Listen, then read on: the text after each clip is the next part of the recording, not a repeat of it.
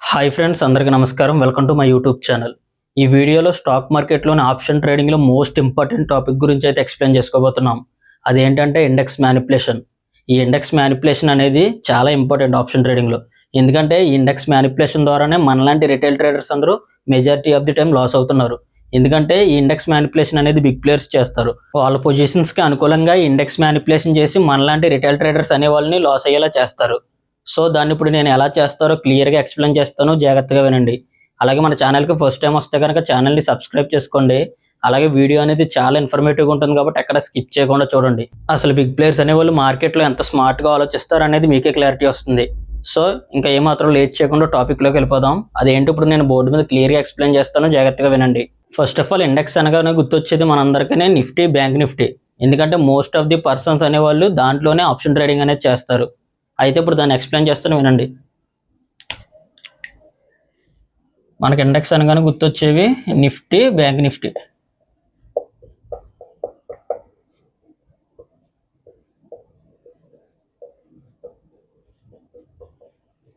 అయితే మనలాంటి వాళ్ళందరూ మోస్ట్ ఆఫ్ ది టైం దీంట్లోనే ఆప్షన్ ట్రేడింగ్ అయితే చేస్తాము. అంటే మనలాంటి రిటైల్ ట్రేడర్స్ అందరూ దీంట్లోనే చేస్తారు. ఎందుకంటే దీంట్లో మనీ అనేది ఎక్కువ వస్తుంది. అలాగే మార్కెట్ అనేది కూడా చాలా వాలటైలిటీగా మూవ్ అవుతుంది. మనకి ఇన్స్టెంట్గా మనీ అనేది వచ్చేస్తుందని అందరము ఈ ఇండెక్సెస్లో మాత్రమే ట్రేడింగ్ అనేది చేస్తాము. అయితే ఇదే విషయం బిగ్ ప్లేయర్స్కి ఆల్రెడీ తెలుసు. సో వాళ్ళు కూడా ఇక్కడే వచ్చి వీటిలోనే ట్రేడింగ్ అనేది చేస్తారు. ఎందుకంటే మార్కెట్ పార్టిసిపేషన్ అనేది ఎక్కువ ఎక్కడ ఉంటుందో అక్కడే బిగ్ ప్లేయర్స్ అనేవాళ్ళు ఉంటారు. ఎందుకంటే మనలాంటి రిటైల్ ట్రేడర్స్ దగ్గర అంత ప్రాపర్ నాలెడ్జ్ అనేది ఉండదు. సో దాన్ని అది వాళ్ళు క్యాచ్ చేసుకోవడానికి, మన దగ్గర ఈజీగా మనీ అనేది తీసుకోవడానికి వాళ్ళు కూడా వచ్చి ఆప్షన్ ట్రేడింగే చేస్తారు. అయితే మనలాంటి రిటైల్ ట్రేడర్స్ అందరూ వచ్చేసి ఆప్షన్ బయ్యింగ్ చేస్తాము.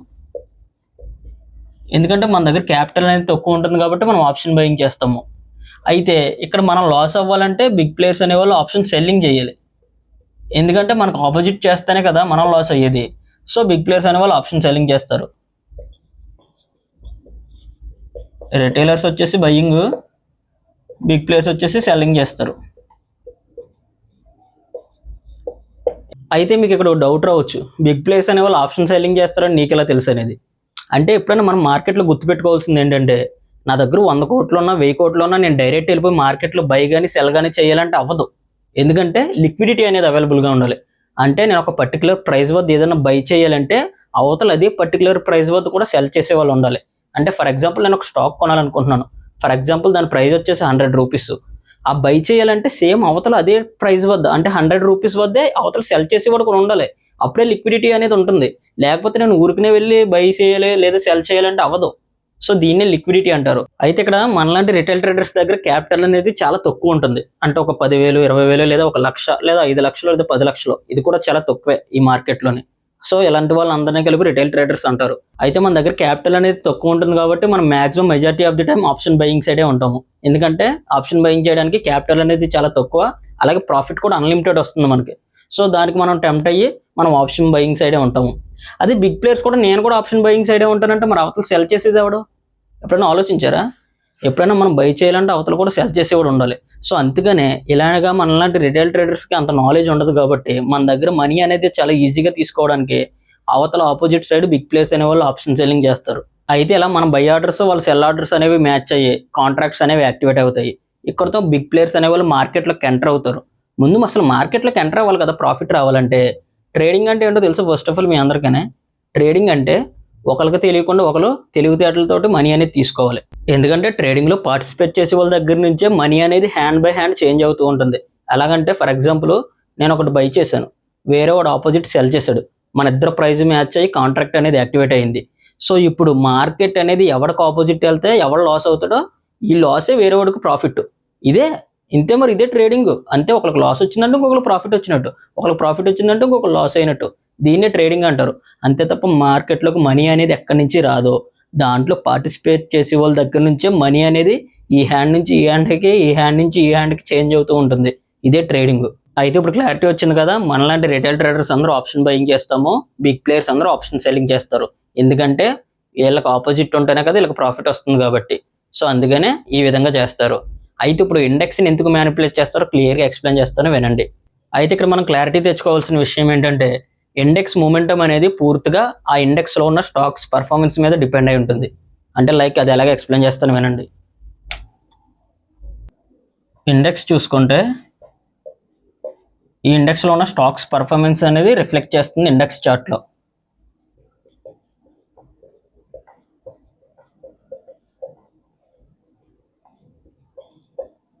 లైక్ ఫర్ ఎగ్జాంపుల్ నిఫ్టీ తీసుకుందాం. ఇది నిఫ్టీ చార్ట్ అనుకుందాం.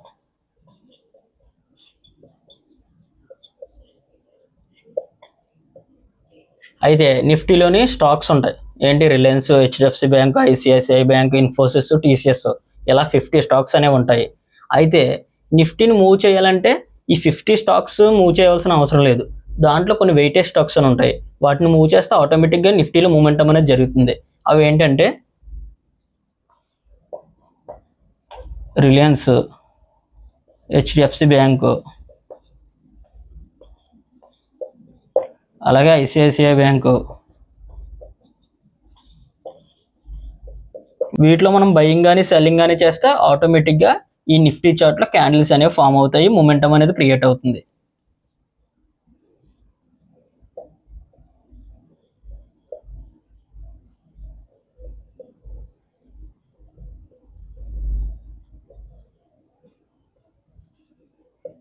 ఈ విధంగానే అంటే దీంట్లో మనం ఫర్ ఎగ్జాంపుల్ రిలయన్స్లోకి వెళ్ళి ఒక 1000 షేర్స్ బై చేసామనుకో,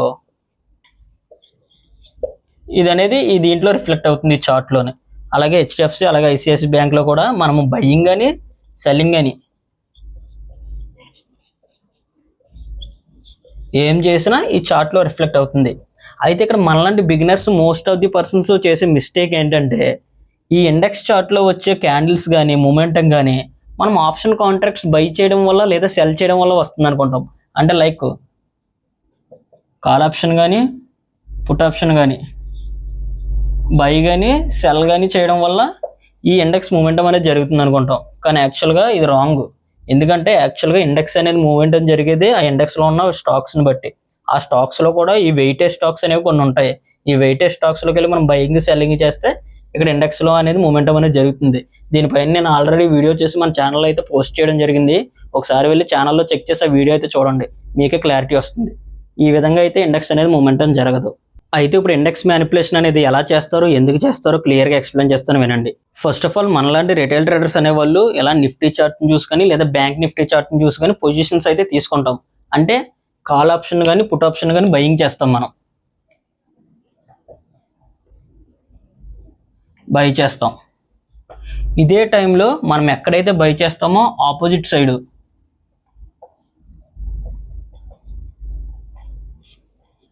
బిగ్ ప్లేయర్స్ అనే వాళ్ళు సెల్ చేస్తారు.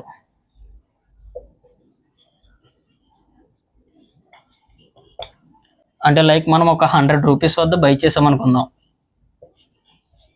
ఇదే టైంలో బిగ్ ప్లేయర్స్ అనేవాళ్ళు మీరు ఇక్కడ బై చేస్తారని వాళ్ళకి ముందే తెలుసు కాబట్టి లిమిట్ ఆర్డర్ పెట్టుకుంటారు. 100 గంటలు లిమిట్ ఆర్డర్ అనేది పెట్టుకుంటారు. అప్పుడు మీరు బై చేయగానే వీళ్ళ సెల్లింగ్ ఆర్డర్ అనేది రెండు మ్యాచ్ అయ్యాయి, కాంట్రాక్ట్ అనేది యాక్టివేట్ అవుతుంది. సో ఇక్కడతోటి బిగ్ ప్లేయర్స్ అనే వాళ్ళు మార్కెట్లోకి ఎంటర్ అవుతారు. ఇలా మనలాంటి వాళ్ళు చాలామంది మార్కెట్లోకి ఎంటర్ అవుతారు కాబట్టి వాళ్ళకి లిక్విడిటీ అనేది దొరికేస్తుంది. వాళ్ళ దగ్గర ఉన్న క్యాపిటల్ తోటి మ్యాక్సిమం పొజిషన్ అనేది తీసేసుకుంటారు, మార్కెట్లోకి ఎంటర్ అయిపోతారు. సో ఇలా ఎంటర్ అయిపోయారు.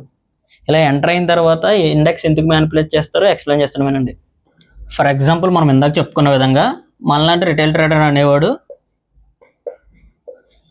100 రూపీస్ ప్రీమియం వద్ద కాల్ ఆప్షన్ బై చేసాడు అనుకుందాం. ఇదే 100 వద్ద బిగ్ ప్లేయర్ అనేవాడు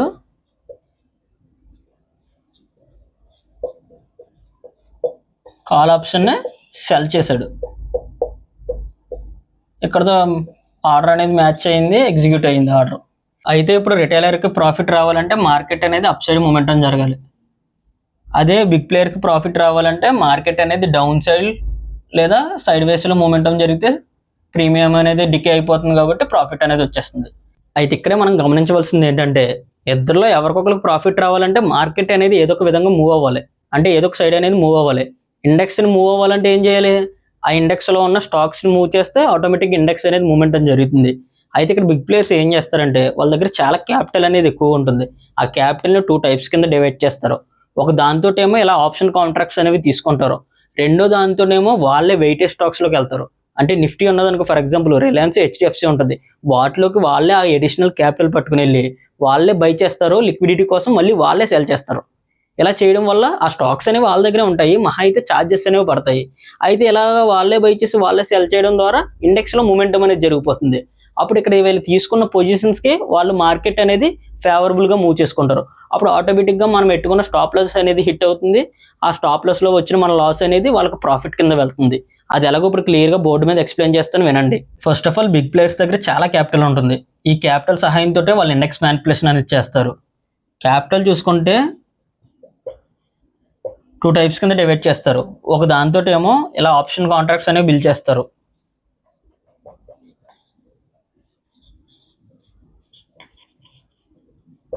మిగిలిన దాంతో వెయిటేజ్ స్టాక్స్లోకి వెళ్ళి వాళ్ళే బై చేసి వాళ్ళే సెల్ చేస్తారు.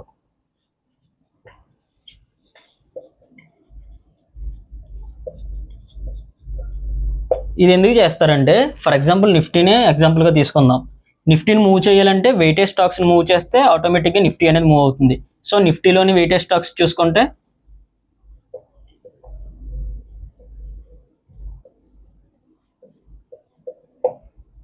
Reliance, HDFC bank.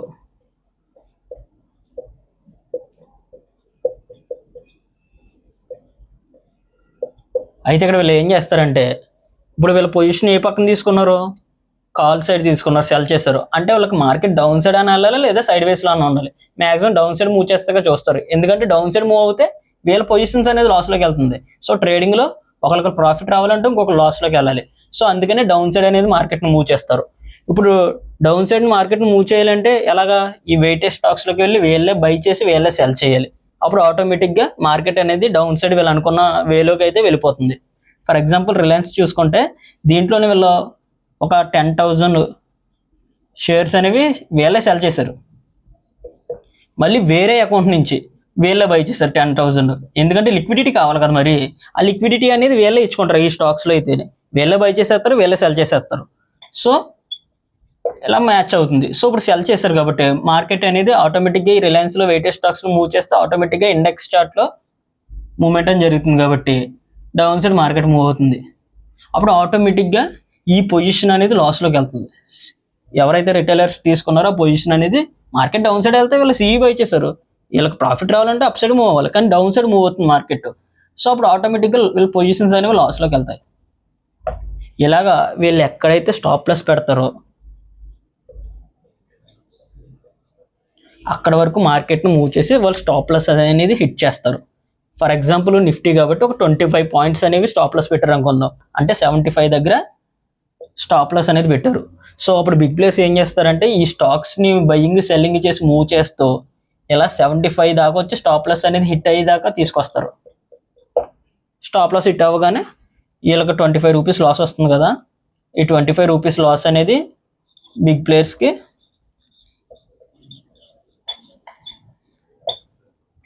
₹25 ప్రాఫిట్ అనేది వెళ్తుంది. సో ఇది ఓవరాల్గా జరిగేది. ఇక్కడ బిగ్ ప్లేయర్స్ ఏం చేస్తారంటే ఇక్కడ కొంత క్యాపిటల్ని ఈ కాంట్రాక్ట్స్కి యూజ్ చేసి మిగిలిన క్యాపిటల్ని వెయిటేజ్ స్టాక్స్లోకి వెళ్ళి మూవ్ చేస్తారు. ఫర్ ఎగ్జాంపుల్ మనలాంటి వాళ్ళందరూ నిఫ్టీలో తీసుకున్నారు ఇంకో, నిఫ్టీలో వెయిటేజ్ స్టాక్స్ వచ్చేసి రిలయన్స్, హెచ్డిఎఫ్సి బ్యాంకు. వీటిలోకి ఏం చేస్తారంటే ఒక అకౌంట్ నుంచి వీళ్ళే బై చేస్తారు, మళ్ళీ వేరే అకౌంట్ నుంచి వీళ్ళే సెల్ చేస్తారు. ఎందుకంటే లిక్విడిటీ కోసం, ఓన్లీ మనం బై చేయాలంటే అవ్వదు కదా. అలాగే ఆపోజిట్ కూడా సెల్లింగ్ కూడా వీళ్ళే చేసేస్తారు. అప్పుడు వీళ్ళ డబ్బులు వీళ్ళ దగ్గరే ఉంటాయి, వీళ్ళ స్టాక్స్ వీళ్ళ దగ్గరే ఉంటాయి. మా అయితే వీళ్ళు సెల్ చేసిన స్టాక్స్ వీళ్ళు బై చేస్తారు. 2 అకౌంట్స్ వాళ్ళే కాబట్టి వాళ్ళ దగ్గరే ఉంటాయి 2ని. అయితే ఇక్కడ వాళ్ళే బై చేసి వాళ్ళే సెల్ చేయడం వల్ల ఏం జరుగుతుందంటే ఛార్జెస్ అనేవి పడతాయి. ఛార్జెస్ అనేవి అంటే ట్యాక్సెస్ అనేవి కామన్, కాకపోతే స్టాక్స్ అనేవి వాళ్ళ దగ్గరే ఉంటాయి. ఎందుకంటే వీళ్ళే బై చేస్తారు, వీళ్ళు సెల్ చేస్తారు కాబట్టి స్టాక్స్ వాళ్ళ దగ్గరే ఉంటాయి, కాకపోతే ఛార్జెస్ అనేవి పడతాయి. అయితే ఈ ఛార్జెస్ కన్నా ఇక్కడ ఆప్షన్ ట్రేడింగ్లో వచ్చే ప్రాఫిట్ అనేది ఎక్కువ వాళ్ళకి. సో అందుకని ఇలా చేస్తారు వాళ్ళు. సో ఇప్పుడు అర్థమైంది కదా బిగ్ ప్లేయర్స్ అనే వాళ్ళు ఇండెక్స్ మ్యానిపులేషన్ అనేది ఎందుకు చేస్తారు అనేది. ఎందుకంటే వాళ్ళు ఆప్షన్ కాంట్రాక్ట్స్ అనేవి తీసుకుంటారు కదా, ఆ పొజిషన్స్ అనేవి ప్రాఫిట్ రావాలంటే ఇక్కడ ఇండెక్స్ని మ్యానిపులేట్ చేసి మనలాంటి పొజిషన్స్కి మార్కెట్ని అగైనెస్ట్గా మూవ్ చేయాలి, అప్పుడు వాళ్ళకి ప్రాఫిట్ అనేది వస్తుంది. సో అందుకని వాళ్ళు ఇండెక్స్ మ్యానిపులేషన్ అనేది చేస్తారు. అలాగే ఇండెక్స్ మ్యానిపులేషన్ చేసినప్పుడు వాళ్ళకి ఛార్జెస్ అనేవి పడతాయి కదా, ఆ ఛార్జెస్ కన్నా ఇక్కడ ఆప్షన్ ట్రేడింగ్లో వచ్చే మనీ అనేది ఎక్కువ వాళ్ళకి. సో అందుకని వీటిని అంత లెక్క చేయరు. సో అందుకనే ఇలా ఇండెక్స్ మ్యానిపులేషన్ అనేది చేస్తారు. ఇప్పుడు క్లారిటీ వచ్చింది అనుకుంటున్నాను మీ అందరికీ.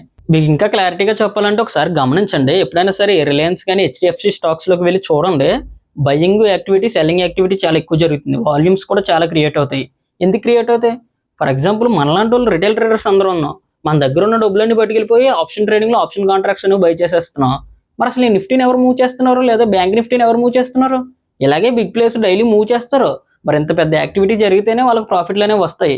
ఎందుకంటే వాళ్ళే బై చేస్తేనే కదా ఇండెక్స్ మూమెంటం జరగాలంటే వెయిటెడ్ స్టాక్స్ని ఎవరో ఒకరు మూవ్ చేయాలి. ఆ మూవ్ చేసేదే బిగ్ ప్లేయర్స్. మీకు క్లారిటీ ఉంది అసలు ఎప్పుడైనా సరే మనం నిఫ్టీలో కానీ బ్యాంక్ నిఫ్టీలో కానీ పొజిషన్ తీసుకున్న తర్వాత ఎటు వెళ్తుంది అనేది ఎవ్వడికి తెలియదు. ఎందుకు తెలియదు? దాన్ని ఎవడు మూవ్ చేస్తున్నాడో తెలియదు ముందు నీకు, అది ఎందుకు మూవ్ అవుతుందో తెలియదు. అది క్లారిటీ ఉండాలి ఫస్ట్ ఆఫ్ ఆల్ మనందరికీ. అది క్లారిటీ వచ్చిన రోజు మనకు ప్రాఫిట్లు అనేవి వస్తాయి, మార్కెట్ని మనం కరెక్ట్గా అర్థం చేసుకుంటాము. సో ఇది ఓవరాల్గా జరిగేది. ఇదే ఇండెక్స్ మ్యానిపులేషన్ అంటే. వీడియో నచ్చితే కనుక లైక్ చేసి షేర్ చేయండి. అలాగే ఈ వీడియో పైన మీ అభిప్రాయాన్ని కామెంట్ సెక్షన్లో మెన్షన్ చేయండి. అలాగే నెక్స్ట్ ఏ వీడియో చేయాలో కూడా కామెంట్ సెక్షన్లో చెప్పండి. అలాగే ఛానల్ని సబ్స్క్రైబ్ చేసుకోండి. Thank you for watching.